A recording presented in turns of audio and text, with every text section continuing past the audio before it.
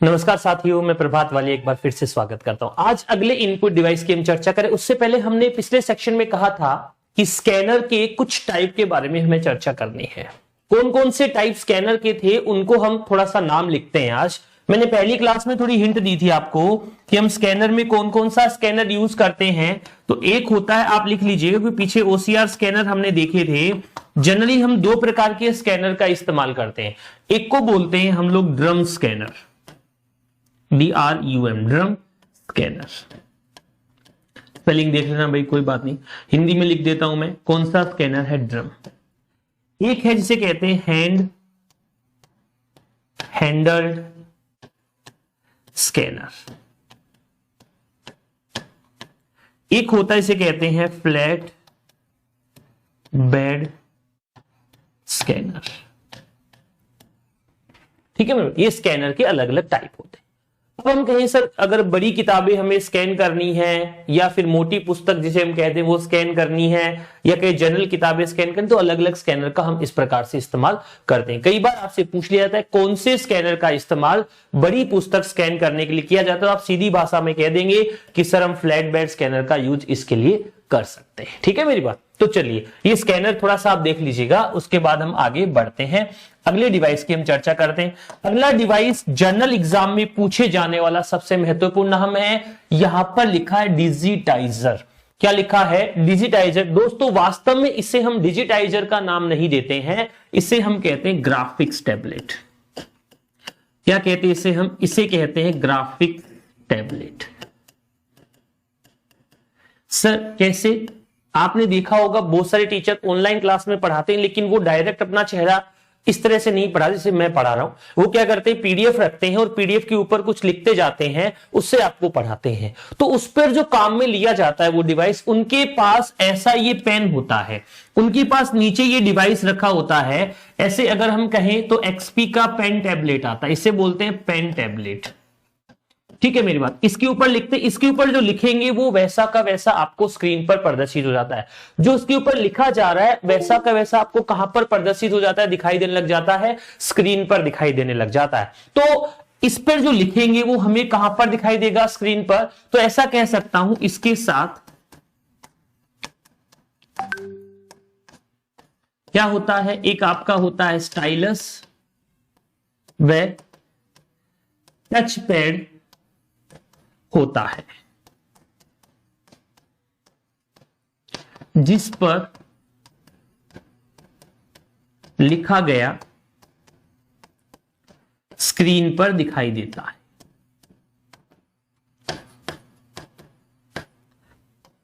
इस पर जो लिखा जाएगा वो आपको सीधा सीधा कहां पर दिखाई दे देगा? स्क्रीन पर दिखाई दे देगा। ठीक है बात, यहां तक कोई दिक्कत नहीं। जनरल बात मैंने आपको यहां पर समझाने की कोशिश की है। कहां पर दिखाई देता है? इस पर जो हमने लिखा वो आपको पूरा का पूरा ऐसा कैसा स्क्रीन पर दिखाई देगा। समझ आ रही बात? ये सर कोई दिक्कत नहीं है। आगे बढ़ रहा हूं मैं। इसके बाद एक और डिवाइस होता है जिसे हम कहते हैं माइक्रोफोन यानी माइक। सर इनका सवाल कैसे आता है? अरे भाई वो भी तो बात करता हूं मैं, जो टॉपिक चल रहा है उसके प्रश्न आपको साथ के साथ मैं बताता रहता हूं, जिससे आपको इससे संबंधित किसी भी प्रकार की दिक्कत नहीं आती। क्या लिखा है? इसका आविष्कार जेम्स एडवर्ड मैको वेस्ट ने किया, इसीलिए इसे माइक बोलते हैं। माइक या अगर इसे हम कहें माइक्रोफोन तो कोई दिक्कत नहीं है। भाई ये बताओ माइक या माइक्रोफोन क्या काम करता है? तो आप कहेंगे सर आवाज इनपुट करता है। ये बात तो सबको पता है, आवाज इनपुट करता है, यानी आवाज इनपुट करने का काम कौन करता है? तो आप सीधी भाषा में कहेंगे कि सर माइक्रोफोन करता है। अब ये बताओ कि आवाज को हिंदी में क्या कहते हैं? आवाज को हिंदी में कहते हैं गुरुजी ऑडियो। वाह, आवाज को हिंदी में ऑडियो नहीं कहते हैं, आवाज को हिंदी में कहा जाता है ध्वनि। आवाज को हिंदी में क्या कहा जाता है? ध्वनि कहा जाता है। तो इसे हम क्या कहेंगे? ऑडियो इनपुट डिवाइस कह सकते हैं। क्या कह सकते हैं? Audio input device. ध्वनि को किसके समझने योग्य बनाता है? तो आप कहेंगे सर ध्वनि को कंप्यूटर के समझने योग्य बनाता है। ध्वनि को कंप्यूटर के समझने योग्य बनाने का काम कौन करेगा? तो आप सीधी भाषा में कहेंगे कि ध्वनि को कंप्यूटर के समझने योग्य बनाने का काम सीधा सीधा आपका ये माइक्रोफोन करता है। माइक्रोफोन का दूसरा नाम क्या होता है? तो आप कह सकते हैं सर ये ऑडियो इनपुट करता है, तो इसे हम क्या कहेंगे? Audio input device. कौन सा डिवाइस कहेंगे? Audio input device. सर इसका सवाल कैसे आता है देख लो। अगर मैं ये कहूं कि स्पीकर क्या करता है, तो जो भी हम कंप्यूटर में इनपुट करेंगे उसे कंप्यूटर के समझने योग्य बनाने का काम इनपुट डिवाइस करता है। जो भी हमें कंप्यूटर आउटपुट देगा उसे हमारे फॉर्मेट में बदलने का काम कौन करता है?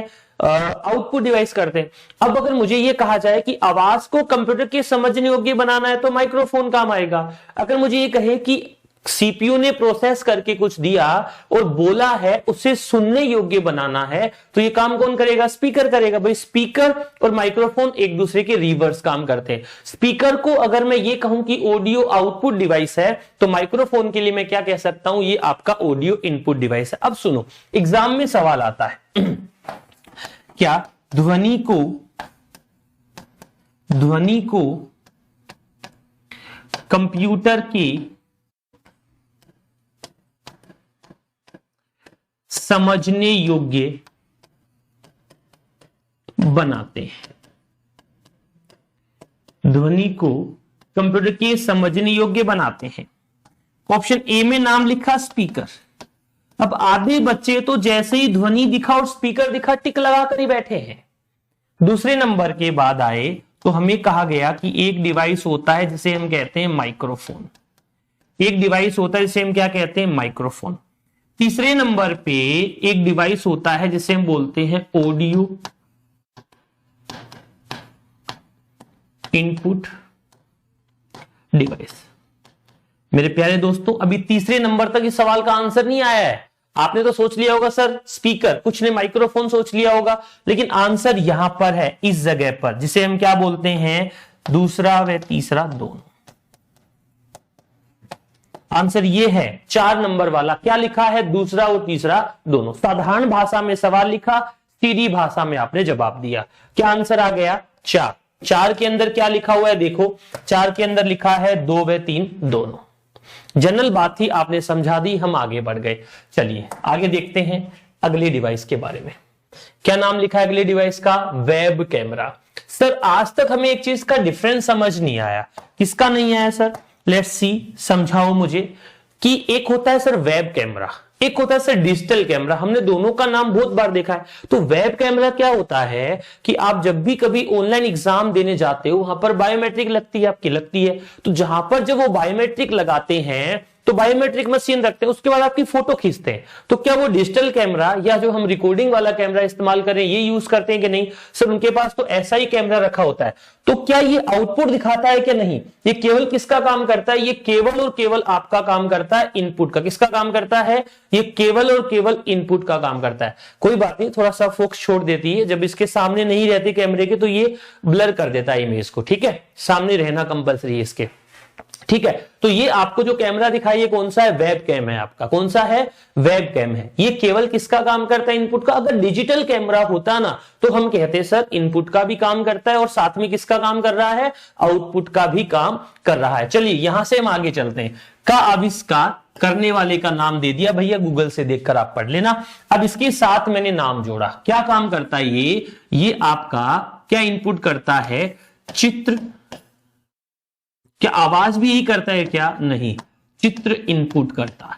चित्र का मतलब हुआ, या कह दूं क्या इनपुट करता है? वीडियो इनपुट करता है। कौन से डिवाइस पढ़ रहे हैं हम? सारे के सारे हम पढ़ रहे हैं इनपुट डिवाइसेज। कौन से डिवाइसेस की चर्चा हम लोग कर रहे हैं? तो आप सीधा कहेंगे सर हम बात सारे के सारे इनपुट डिवाइसेस की कर रहे हैं। कोई भी आउटपुट नहीं है, कोई भी दोनों वाला नहीं है, केवल एक्सक्लूसिव इनपुट डिवाइस की सेक्शन चल रही है हमारी। ठीक है, अच्छा अगर मैं कहूं क्या काम आता है तो आप कह दो सर वीडियो कॉलिंग,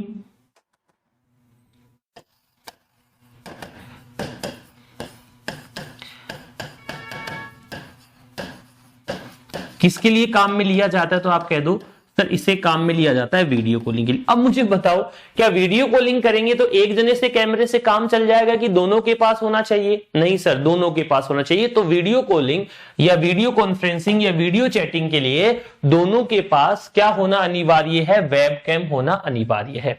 अगला डिवाइस जिसका सबसे ज्यादा चर्चा है, सबसे ज्यादा सवाल पूछा जाता है, वो क्या है? सुनो, आप कभी कोई ऑनलाइन एग्जाम देने जाओगे तो आप डायरेक्ट आपका कंप्यूटर चेक करके आंसर देता है, लेकिन ऑफलाइन जब एग्जाम होता है तो आपको एक ओएमआर सीट मिलती है। उस ओएमआर सीट को इसके अंदर ऐसे रख दिया जाता है, ये उसे चेक कर करके ऐसे बाहर निकालता है। जैसे प्रिंटर काम करता है ना हमारा, वैसे ही प्रिंटर के अंदर जैसे कागज लगे होते हैं वैसे इसके अंदर कागज लग जाते हैं। आप जिसके इसे स्कैन करना चाहते हैं तो इसके अंदर डाल दो, आपको स्कैन करके रिजल्ट दे देगा। ठीक है मेरी बात? कहां काम आता है ये बात हमें समझनी है। तो आप कहेंगे सर कि किसकी जांच करता है, किससे चेक करता है? तो आप कह दो ओएमआर सीट की जांच करता है। किसकी जांच करता है? ये आपकी ओएमआर सीट की जांच करता है, ओएमआर सीट को चेक कर देता है। अगर मैं कहूं ये क्या कर देता है तो आप कहेंगे सर पेंसिल के निशानों को पढ़ता है। जो पेन और पेंसिल से निशान बनाए हैं उन्हें पढ़ लेता है। साथ में क्या करता है? ये आपके ऑब्जेक्टिव प्रश्नों की जांच करता है।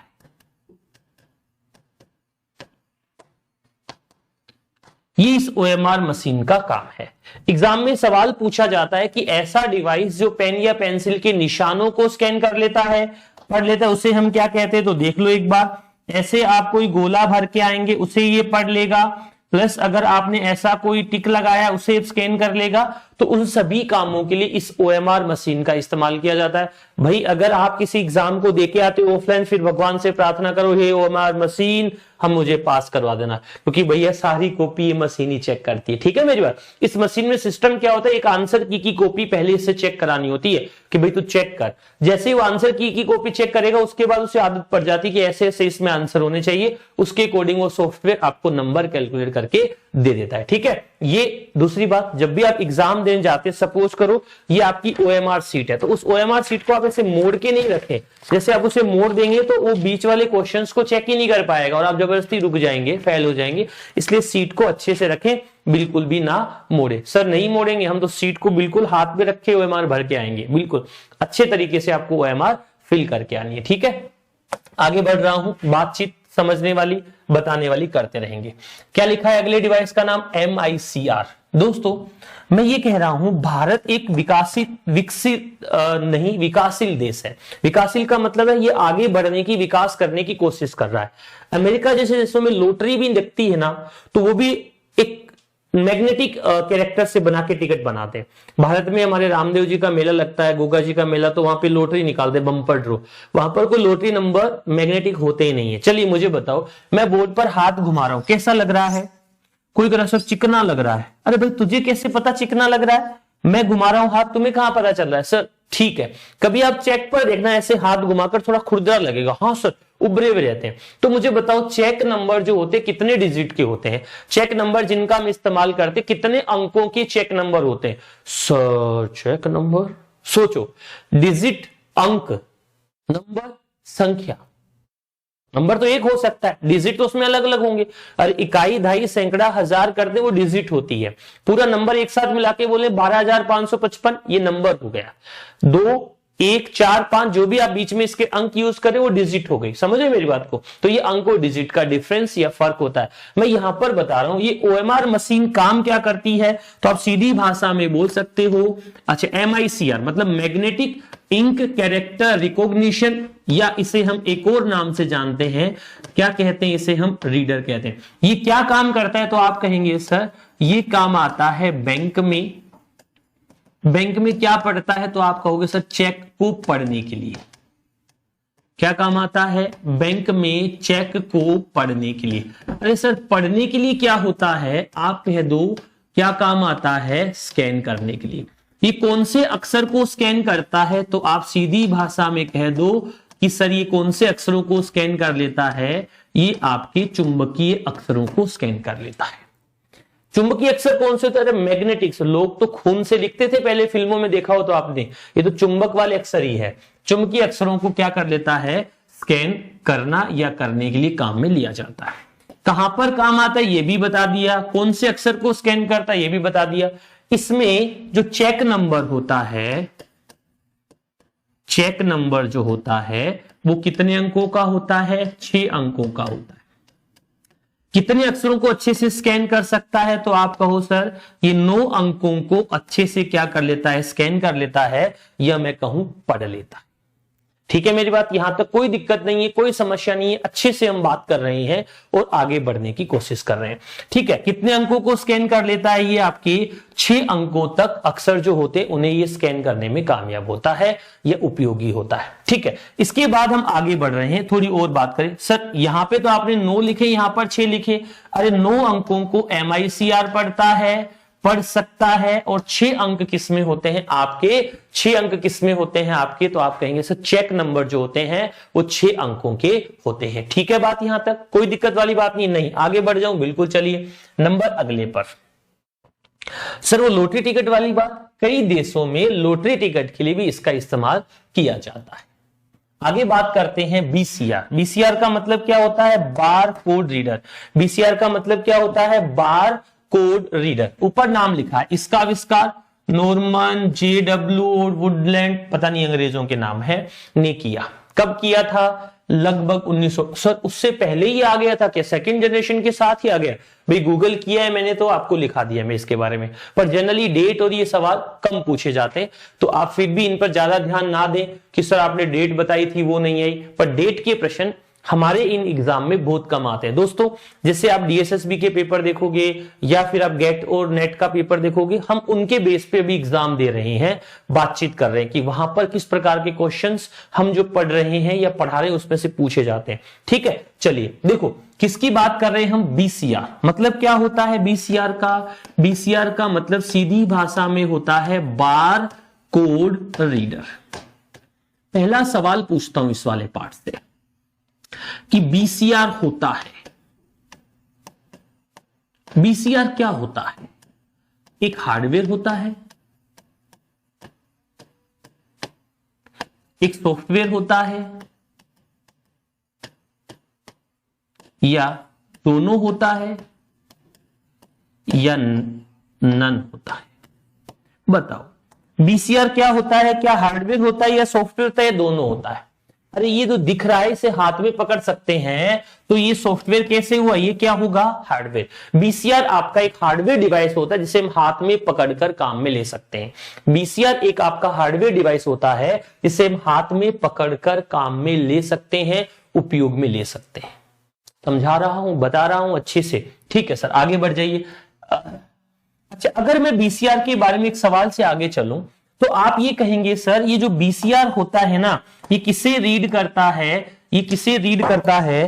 तो हम बात करेंगे ये BCR किसे रीड करता है, तो हम बात करेंगे BCR किसे रीड कर लेता है, तो आप कहेंगे सर ये बार को रीड करता है, बार को पढ़ता है। अब मुझे बताओ बार का मतलब क्या होता है? तो आपने सोचा होगा सर वो जो लिखा आता है ना वही बार होती, नहीं, बार का मतलब यहां पर होता है ये किसे रीड कर लेता है, आप कहेंगे सर लाइन। बार या लाइन को ये क्या करता है, रीड करता है, पढ़ता है। अब मुझे ये बताओ जो बार होती है ना, बार, उनका कलर कैसा होता है? तो आप कहेंगे सर बार का कलर तो ब्लैक होता है जैसे ये दिख रही। ठीक है, तो व्हाइट क्या होता है, बैकग्राउंड होता है।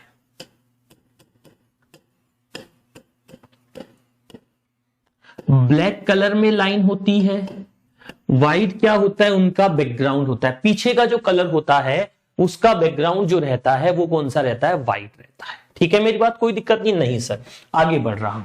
थोड़ी सी समझाने वाली बात, समझने वाली या बताने वाली सेक्शन दर सेक्शन हम चर्चा कर रहे हैं। क्या है देखो, अब मैं ये कहूं कि कहां पर काम आता है, तो आप सीधी भाषा में कह दो कि सर शॉपिंग मॉल्स में काम आता है, या कहां पर काम आता है, तो आप कह सकते हो सर शॉपिंग मॉल्स में काम आता है, या पोस्ट ऑफिस में क्या होता है, उपयोगी होता है। इसका उपयोग हम कहां करते हैं, तो आपने सीधा कहा सर कि इसका उपयोग हम शॉपिंग मॉल्स में भी करते हैं और साथ के साथ कहां पर करते हैं, पोस्ट ऑफिस में भी करते हैं। शॉपिंग मॉल्स में भी काम में लिया जाता है और पोस्ट ऑफिस में भी काम में लिया जाता है, दोनों जगह इसका हम उपयोग करते हैं। अब ये बताओ, ये जो बार है, ये लाइन है, ये होती कैसे सर? खड़ी लाइन होती है। खड़ी लाइन नहीं बोलते, आप क्या कहेंगे सर? लाइन कौन सी होती है? तो आप बताएंगे सर वर्टिकल लाइंस होती है। कौन सी लाइन होती है? वर्टिकल लाइन होती है। वर्टिकल लाइन का मतलब ऐसे वाली लाइन होती है। कौन सी लाइन है? Vertical line. इसकी संख्या कितनी होती है? तो आप कहेंगे सर कम से कम इसकी संख्या कम से कम कितनी होती है? तो आप सीधी भाषा में बताएंगे 12 होती है। बीसीआर में जो लाइन होती है उनकी संख्या कम से कम कितनी होगी? 12। सर ये कितने के ग्रुप में होती है? तो आप कहेंगे सर 4 और 3 के ग्रुप में होती है।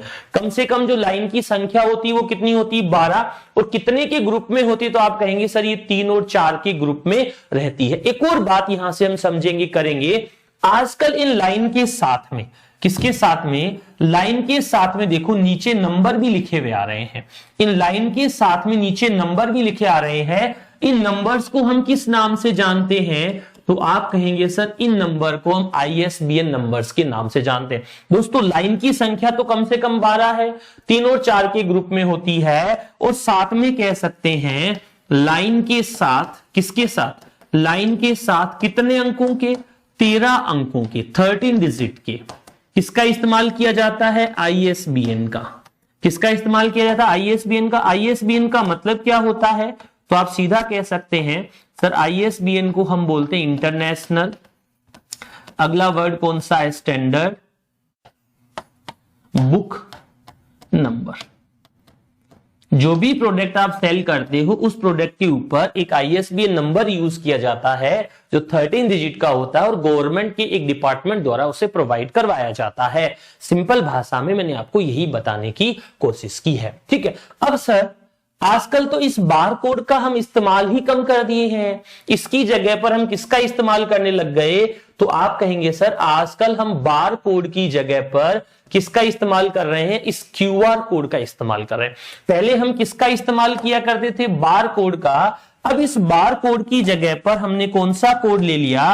तो आप सीधी भाषा में कहेंगे कि सर बार कोड की जगह पर हमने QR कोड यूज करना शुरू कर दिया। अच्छा क्या होता है QR कोड? बातचीत अभी हम कर रहे हैं। दोस्तों ये QR कोड जो है, देखो अगर थोड़ा सा ध्यान से देखोगे तो इस QR कोड को हम दूसरे नाम से जान सकते हैं, ऐसे कह सकते हैं 2D बार कोड होता है।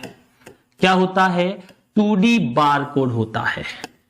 इसे सबसे पहले 1994 में कहां पर यूज किया गया? जापान में। और जापान में ये किसी प्रोडक्ट के साथ, किसी आइडेंटिटी के साथ यूज नहीं किया गया। ये ऑटोमोटिव कंपनी है, मोटर कार कंपनी है, उसके अंदर इसका इस्तेमाल किया गया था, ठीक है। इसे हम क्या कर सकते हैं? इसे हम मोबाइल की साधारण कैमरे से स्कैन कर सकते हैं।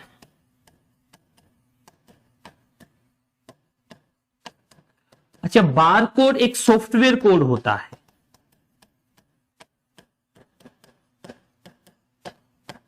ये कोई हार्डवेयर नहीं है, ये क्या होता है? बार कोड आपका एक सॉफ्टवेयर कोड होता है जिससे अपने साधारण मोबाइल का जो कैमरा होता है उससे हम क्या कर सकते हैं? स्कैन कर सकते, उससे हम इस्तेमाल कर सकते, उससे हम इसे क्या कर सकते हैं? उपयोग में ले सकते हैं। बात कर रहे थे BCR बार कोड की।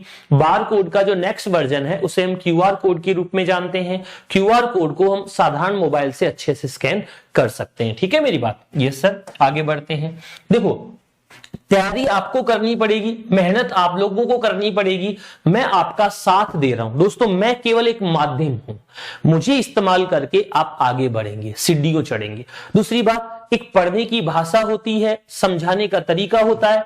जो बातचीत मैं आपके साथ कर रहा हूं अगर वो आपको समझ आ रही है तो धीरे धीरे आप उससे संबंधित बातचीत आगे बढ़ा सकते हैं। दोस्तों आप जब भी शॉपिंग मॉल जाते हैं कपड़े वगैरह खरीदना, तो वहां पर क्या होता है? उस कपड़ों के अंदर एक टैग लगा होता है, उस टैग को बोलते हैं हम किम बोल टैग रीडर। ये जो टैग दिख रहा है, इस टैग को रीड करने के लिए जो मशीन इस्तेमाल में ली जाती है उसे हम क्या बोलते हैं, किम बोल टैग। क्या कह सकता हूं मैं, कपड़ों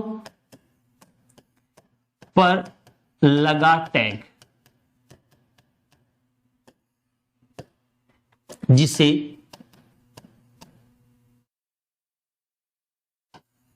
आसानी से हटाया नहीं जा सकता। इसमें पंच या छेद होते हैं, जिसकी सहायता से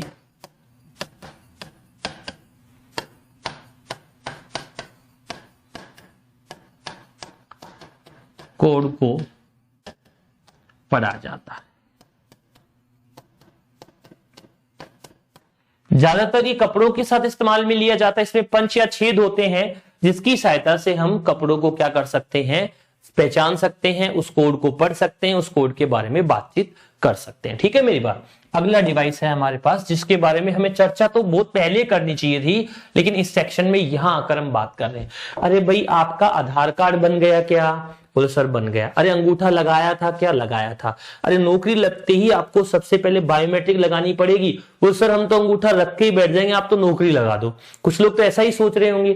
क्यों भाई, ऐसा क्यों सोच रहे हो? ऐसा इसलिए सोच रहे हैं सर कि बेरोजगार बैठे हैं, अवसर आया है नौकरी का, तो हम नौकरी लगना चाहते हैं। कोई बात नहीं सर, लग जाओ। चलिए यहां देखो, यहां से हम क्या बात कर रहे हैं, क्या समझ रहे हैं। बायोमेट्रिक मशीन क्या काम आती है? स्कूल,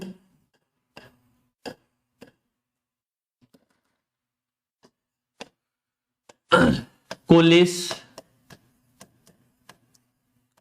या ऑफिस में। स्कूल, कॉलेज या ऑफिस में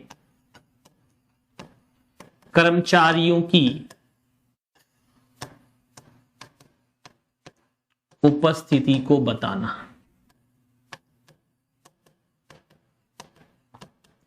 स्कूल, कॉलेज या कोचिंग में कर्मचारियों या विद्यार्थियों की उपस्थिति को बताना। ये किसे स्कैन कर सकती है? तो आप कहेंगे सर अंगूठा कर सकती है, अंगुली कर सकती है, चेहरा कर सकती है, आंखें स्कैन कर सकती है।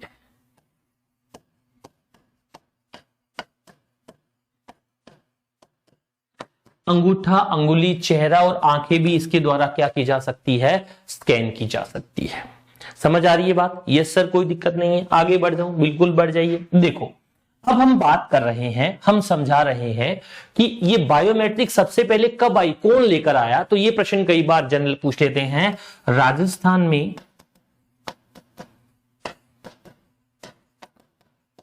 सन 2013 में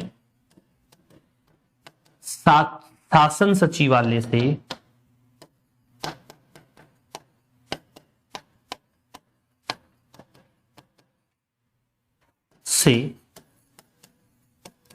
माननीय मुख्यमंत्री, उस समय राजस्थान का मुख्यमंत्री कौन था जब 2013 था? माननीय मुख्यमंत्री अशोक गहलोत ने शुरू की। राजस्थान में बायोमेट्रिक सिस्टम प्रणाली सबसे पहले कहां से शुरू हुई? तो आप सीधा बोलेंगे शासन सचिवालय से। उस समय राजस्थान के तत्कालिक मुख्यमंत्री श्रीमान अशोक गहलोत जी ने इसकी शुरुआत की। ठीक है मेरी बात। चलिए एक और डिवाइस पढ़ेंगे, उसके बाद ये सेक्शन हमारा एंड हो जाएगा। इनपुट डिवाइस बिल्कुल फिनिश। और देखो, आप अगर एप्लीकेशन हमारा इस्तेमाल कर रहे हैं तो मैंने हर टॉपिक वाइज आपको टेस्ट दे रखे हैं, यानी हर फंडामेंटल टॉपिक के भी मैंने 15-20 पेपर्स आपको दिए हैं। आप देखेंगे उनको टेस्ट देकर आपको अंदाजा लगेगा हम किस प्रकार की बात कर रहे थे। दूसरी बात, जैसे हमारा सेक्शन खत्म होगा तो यूट्यूब पे मैं उनके क्वेश्चन आंसर ले लूंगा, उसका लिंक डाल दूंगा, उसका वीडियो डाल दूंगा, लाइव रहेगी वो क्लासें। और ऐप पर भी जल्दी हम क्वेश्चन आंसर का सेक्शन आप लोगों के लाइव लेकर भी आ जाएंगे कि भी लाइव क्लास रहेगी, आप उसे देख सकते हैं। ठीक है, कोई बात नहीं। अब देखो, यहां से हम क्या बात कर रहे हैं, एक ऐसा सिस्टम जिसके बारे में हमें समझना है। टेक्निकली ये सॉफ्टवेयर में ज्यादातर यूज करते हैं। तो अगर मैं लिखूं ये आपका हार्डवेयर भी होता है और ये आपका कौन सा होता है, सॉफ्टवेयर भी होता है। किसकी बात कर रहा हूं मैं, अगले डिवाइस की, स्पीच रिकॉग्निशन सिस्टम। क्या होता है गुरुजी, पहले थोड़ा बहुत बताओ इसके बारे में, तो सुनो क्या होता है दोस्तों। अगर आप बात समझेंगे और जानेंगे तो मैं बता रहा हूं कि पहले आज से 4-5 साल पहले चाइना का फोन चलता था, G5 सिग्मा कार्बन। उन फोन की खास बात क्या होती थी, कोई भी व्यक्ति चाहता तो लड़की की आवाज में बोल सकता था, कोई भी लड़का चाहता तो लड़के की आवाज में बोल सकता था, यानी अपनी आवाज को बदलकर रिकॉर्ड कर सकता था, वो SRS होता था। दूसरा जनरल एग्जांपल लो, अपने मोबाइल में बिल्ली वाला सॉफ्टवेयर आता है, जैसा हम बोलते हैं वैसा बिल्ली बोल देती है, वो भी आपका SRS होता है। गूगल पे आजकल हम कुछ भी बोल के सर्च करते हैं, वो भी आपका SRS होता है। एक और बात मैं कहूं, आपको यहां से पता चल रहा है हमारी आवाज को पहचान कर जो प्रतिक्रिया देता है उसे वॉइस रिकॉग्निशन सिस्टम या हम कहते हैं स्पीच रिकॉग्निशन सिस्टम।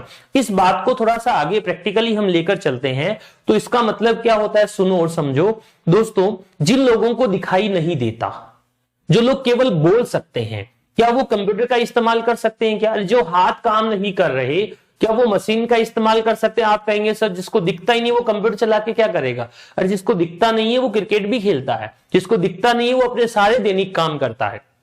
दोस्तों बताना मेरा आपको ये है, मेरा समझाना आपको सिंपल भाषा में ये है कि ये उन लोगों के लिए काम का है जो फिजिकली डिसेबल है, वो कंप्यूटर का उपयोग करना चाहते हैं तो इस सॉफ्टवेयर का, इस मशीन का इस्तेमाल करके ऐसा कर सकते हैं। तो दोस्तों यहां से अगर मैं इसके बारे में बात करूं, प्रश्न बनाऊं, तो आप सीधी भाषा में कह सकते हैं नेत्रहीन व्यक्ति। कौन सा व्यक्ति? नेत्रहीन व्यक्ति, ब्लाइंड पीपल जिसे हम कहते हैं, कंप्यूटर में, नेत्रहीन व्यक्ति कंप्यूटर में कार्य करने के लिए किसका इस्तेमाल करते हैं? SRS का, यानी स्पीच रिकॉग्निशन सिस्टम का इस्तेमाल करते हैं। इसके अलावा अगर कहूं आवाज को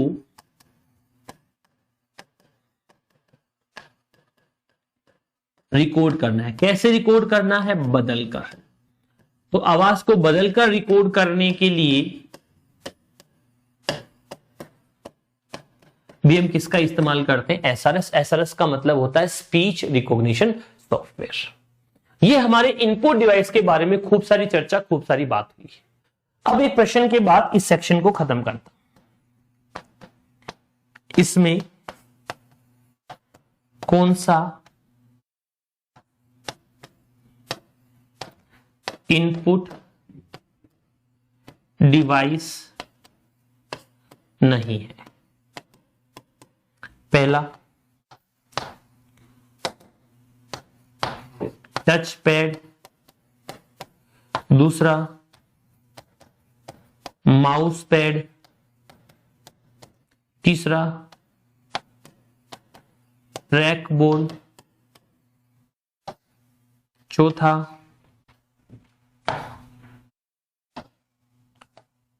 जॉयस्टिक।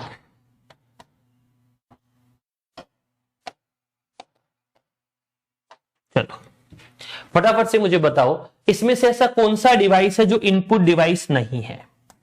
आप कहेंगे सर मुझे तो सारे ही लग रहे हैं। अरे भाई टच पैड है, ट्रैक बॉल है, जॉयस्टिक है, कौन सा नहीं है? माउस पैड नहीं है। सर माउस तो इनपुट डिवाइस है। अरे माउस पैड क्या होता है? जिसके ऊपर रखकर माउस को क्या किया जाता है? चलाया जाता है, उसे हम क्या कहते हैं? माउस पैड कहते हैं। ठीक है, क्या कहते हैं?